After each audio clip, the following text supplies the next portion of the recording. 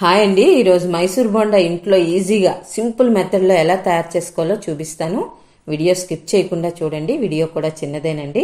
వీడియోలోకి వెళ్లే ముందు ఒక లైక్ చేయండి ఫ్రెండ్స్. ఇప్పుడు ముందుగా దీనికోసం మనం మైదాని తీసుకోవాలి. దీనికి క్వాంటిటీ అనేది మన ఇష్టం అండి, ఎంతైనా తీసుకోవచ్చు. ఇక్కడ 2 కప్పులు మైదా తీసుకున్నాను. దానికి సరిపడా సాల్ట్ వేసుకుని పుల్లటి మజ్జిగ వేసుకుని పిండిని కలిపాను. ఇలా పుల్లటి మజ్జిగ వేసుకుంటే మనకి మైసూర్ బోండా లోన గుల్లగా బయట సాఫ్ట్గా చక్కగా వస్తాయండి. ఇలా కొంచెం కొంచెం మజ్జిగ వేసుకొని కలుపుకోండి. ఒక్కసారి వేసుకుంటే పిండి మొత్తం మళ్ళీ లూజ్ అయిపోతుంది. ఇలా మరీ గట్టిగా కాకుండా మరీ లూజ్గా కాకుండా ఇలా మీడియంగా కలుపుకొని మూత పెట్టి ఒక అరగంట సేపు పక్కన ఉంచేసుకోవాలి. ఇప్పుడు అరగంట తర్వాత అందులో కొంచెం జీలకర్ర వేసుకొని 5 నిమిషాలు బాగా పిండి సాఫ్ట్గా అయ్యేంత వరకు ఇలా బీట్ చేస్తూ కలుపుకోవాలండి. మనకి చేతిలోంచి ఇలా సాఫ్ట్గా దిగితే పిండి మనకి పర్ఫెక్ట్గా వచ్చినట్లు. ఇప్పుడు వేడి వేడి ఆయిల్లో ఇలా బోండాలు వేసుకుందాం.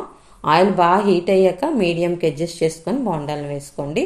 అలాగే ఎవరైనా మొదటిసారి చేస్తున్నట్లయితే వాటర్లో ఒకసారి పిండిని వేసి చూడండి. అది తేలుతున్నట్లయితే మీరు అప్పుడు డైరెక్ట్గా ఆయిల్లో వేసుకొని చేసుకోవచ్చు. ఇప్పుడు అన్నిటినీ వేసుకున్నాక కదపకుండా ఒక 5 నిమిషాలు అలా వదిలేయాలండి.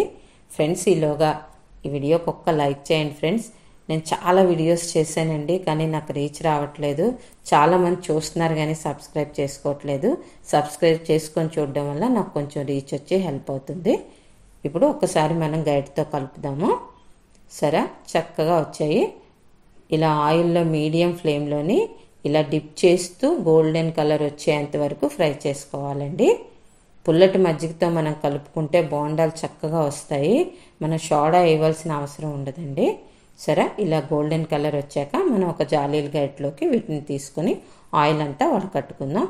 ఫ్రెండ్స్, మీకు నచ్చినట్లయితే తప్పకుండా ట్రై చేయండి ఫ్రెండ్స్. అలాగే లైక్ చేయడం మర్చిపోకండి.